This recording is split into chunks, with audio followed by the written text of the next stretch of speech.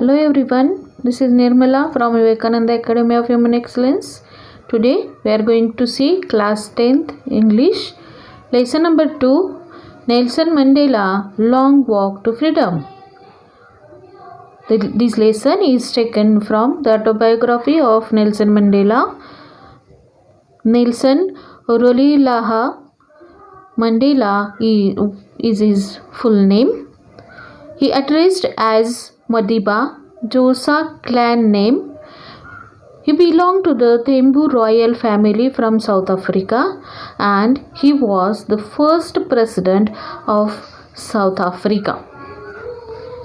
He was fighting against the apartheid system.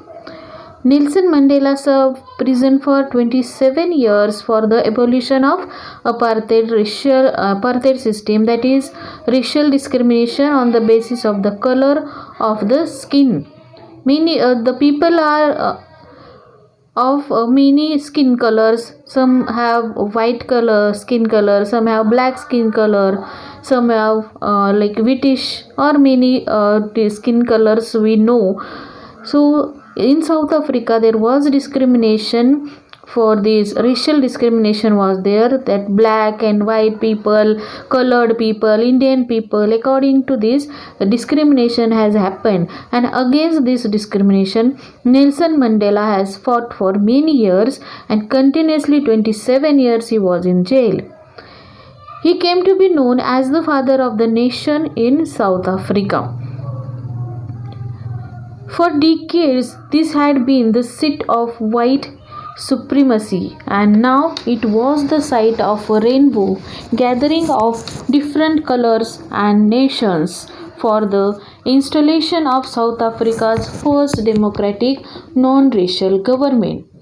This story starts with the 10th May 1994 when Nelson Mandela released from the jail and South Africa became a freedom-free country or independent country, and this was the day when South Africa was going to turn in a democratic and non-racial government.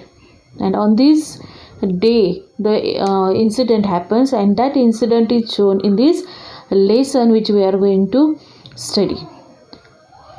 We thank all of our distinguished international guests for having come to take possession with the people of our country of what is, after all, a common victory for justice, for peace, for human dignity or respect. These are the words said by Nelson Mandela. He was addressing the people when he came out of the jail, when South Africa became a independent country, and on 10th May this is a ceremony when Nelson Mandela is announced as the first president of free South Africa. And so he is addressing that when all these international guests also were there, national people, international guests have gathered here for this big ceremony, and they are participating here the ceremony of victory or ceremony of independent South Africa. And so Nelson Mandela is addressing all of them very respectfully that they have gathered here. Only moments before the highest generals of the South African Defence Force and police, their chests bedecked with ribbons and medals from days gone by, saluted me and pledged or promised their loyalty. Pledged means its meaning is promised. So all the people, police or army people, everyone was very proud at that time.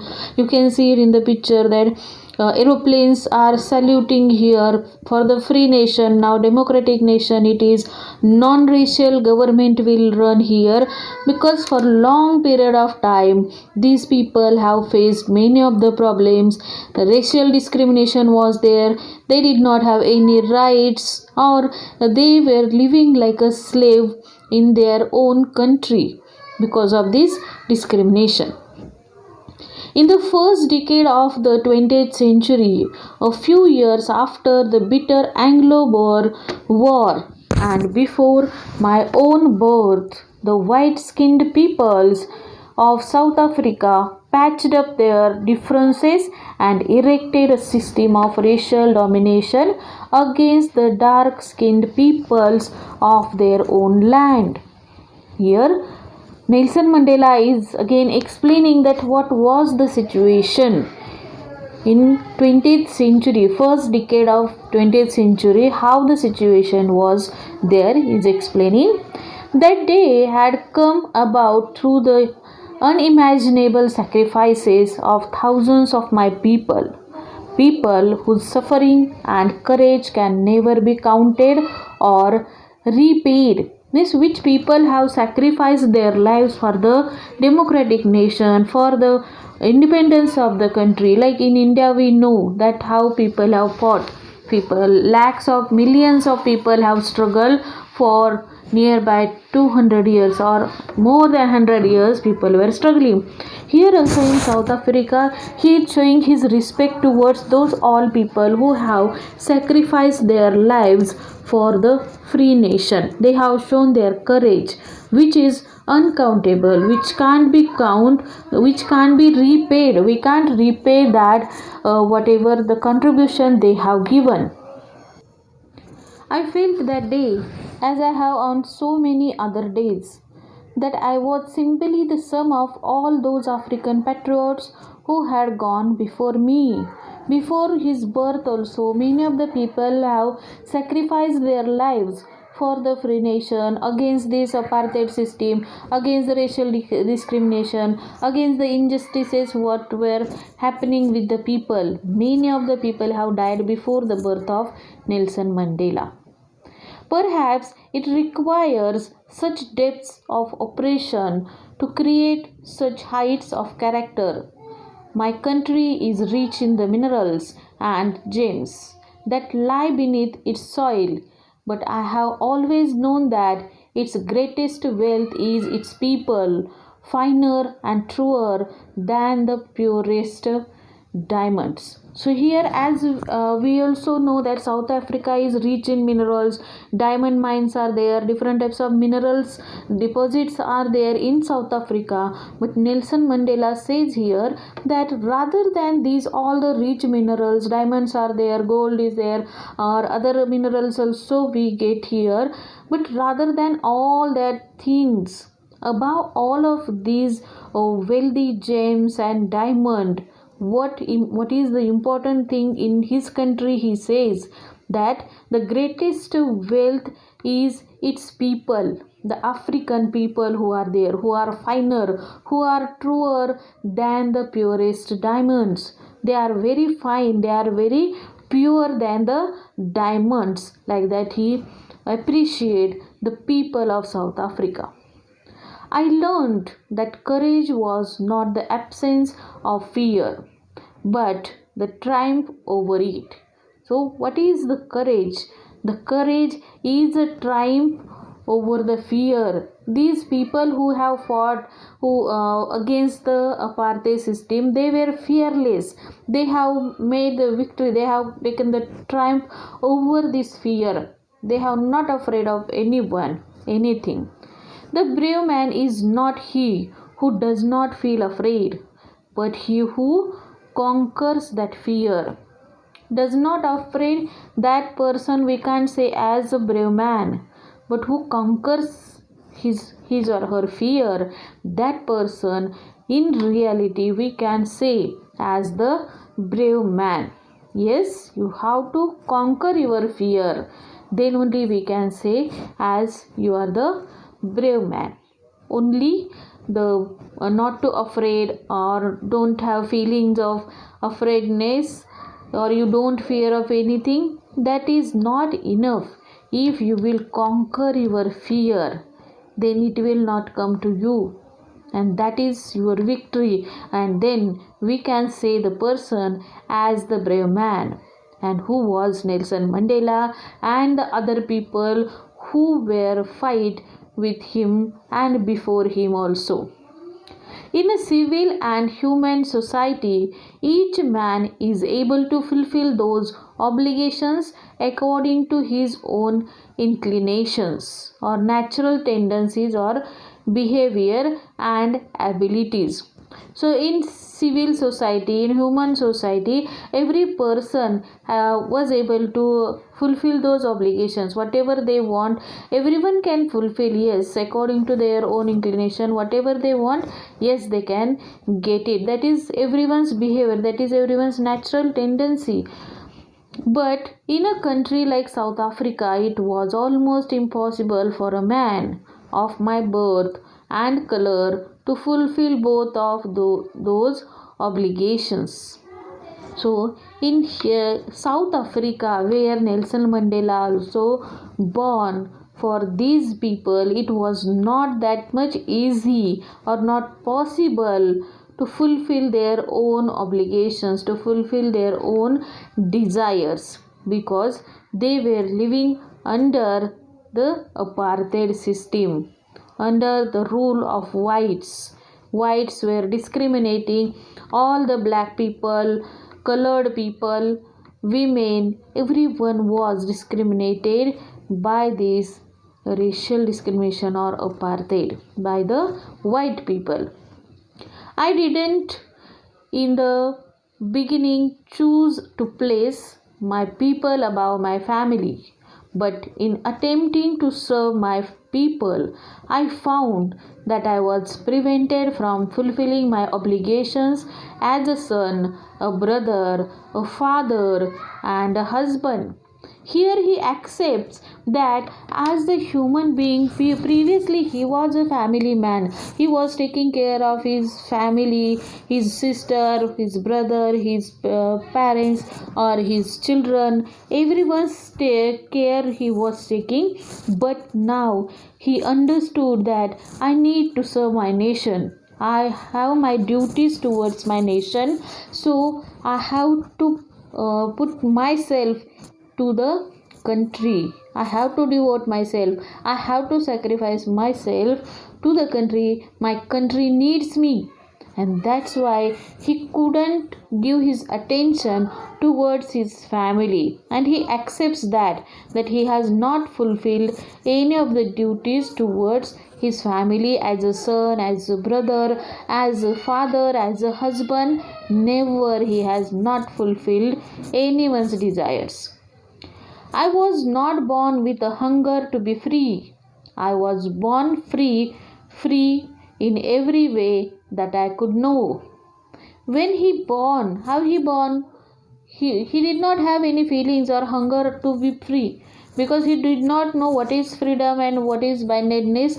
He did not know what is interdependent or what is independent. No, he did not know. He just born as free because he was a small child, innocent child. He did not know about these things. All the things have come afterwards. So he is saying that I was not hungry for the freedom, because when he born, when he grown up, he did not know about these things. His views, his thoughts have been increased or improved. Then he has noticed what type of government is there, what type of lifestyle the people are living in South Africa.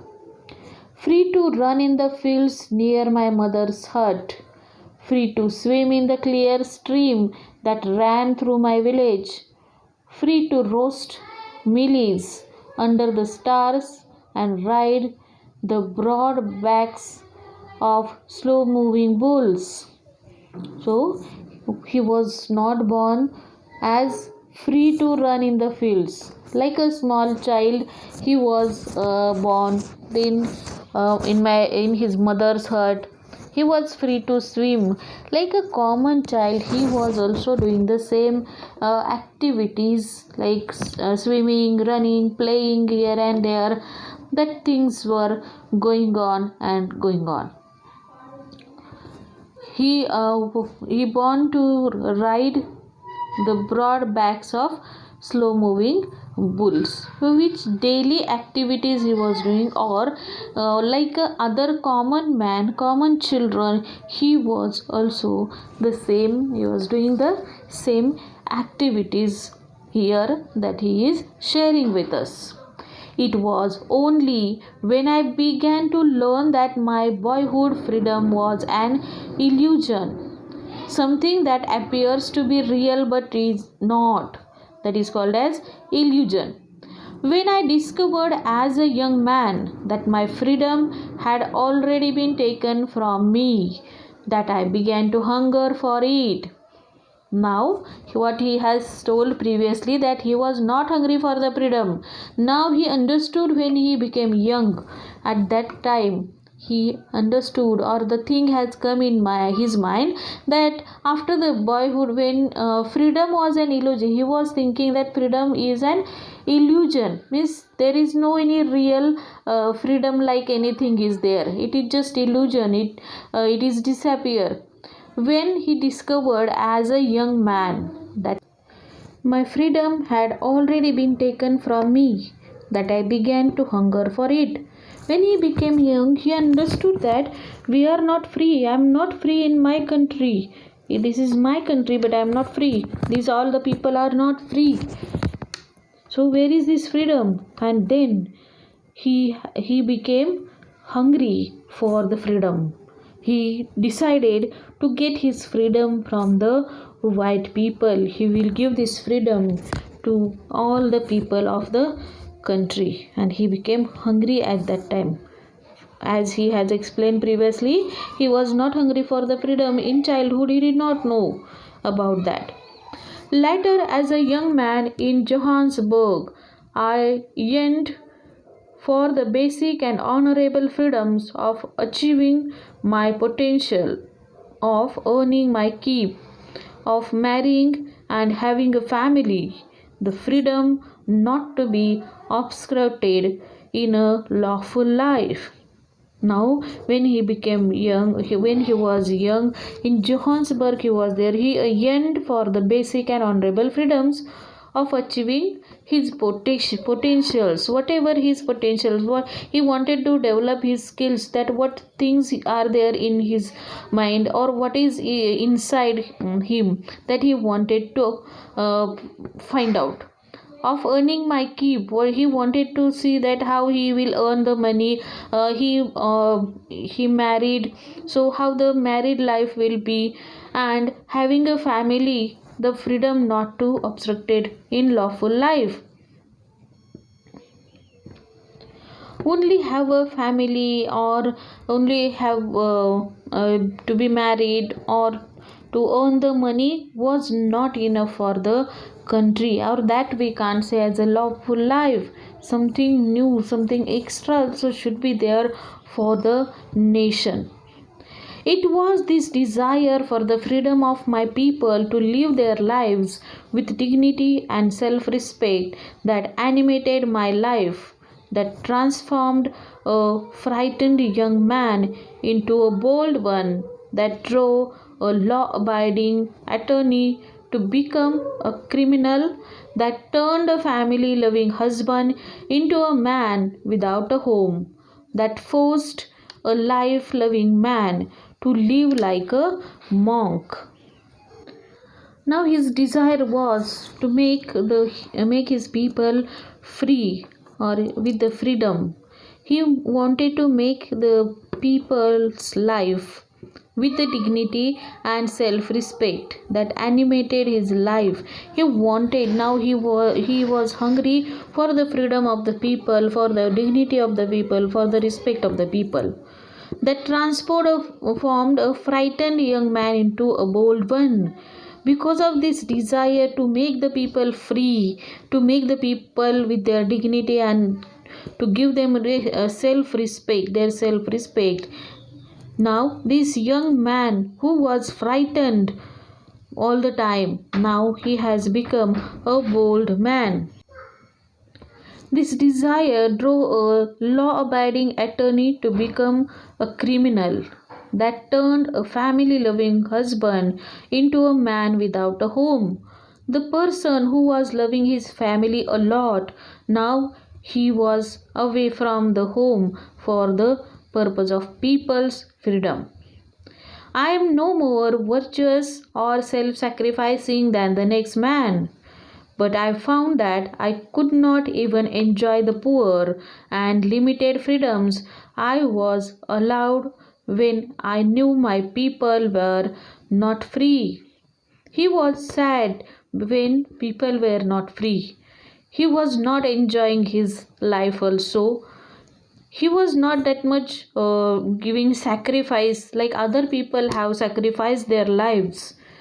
But he found that he could not even enjoy also. He could not live with the people who are in poverty, who are in that where independence is not there, they don't have their rights. In that situation people are, so he could not enjoy that, he could not live his life also uh, without doubt. He wanted to make the people free from this apartheid system. I knew that the oppressor must be liberated just as surely as the oppressed. So, oppressor and oppressed both should be free, both should be liberated. If one is oppressor is oppressing, he is also not free because always he thinks for the oppressed to oppress him. Always he thinks for the that how to treat, how to discriminate the person. So he is also not free. A man who takes away another man's freedom is a prisoner of hatred. He is locked behind the bars of prejudice, a strong dislike without any good reason, and narrow mindedness. When we say that we are not free, but no, the person who is oppressor, he is also not free. The man who is hating the prisoners, that person is also in a prison of hatredness. He is also in lock, he is also behind the bars of prejudice. He is also not free, he is under that pressure of prejudice. He is prejudicing the people, so he is also in the lock, he is also in the jail of prejudice and narrow mindedness. He was binded with the narrow mindedness, he is also not free. I am not truly free if I am taking away someone else's freedom, just as surely as I am not free when my freedom is taken from me. The oppressed and the oppressor alike are robbed of their humanity. No one is free. I am also not truly free, he says. I am taking away someone else's freedom. If anyone is taking someone's freedom, he also is not free. Surely he does not have freedom here. The oppressed who on whom the discrimination is done and oppressor who is doing this discrimination, both are alike dropped of their humanity. They don't have humanity here. This was all about this lesson. Thank you.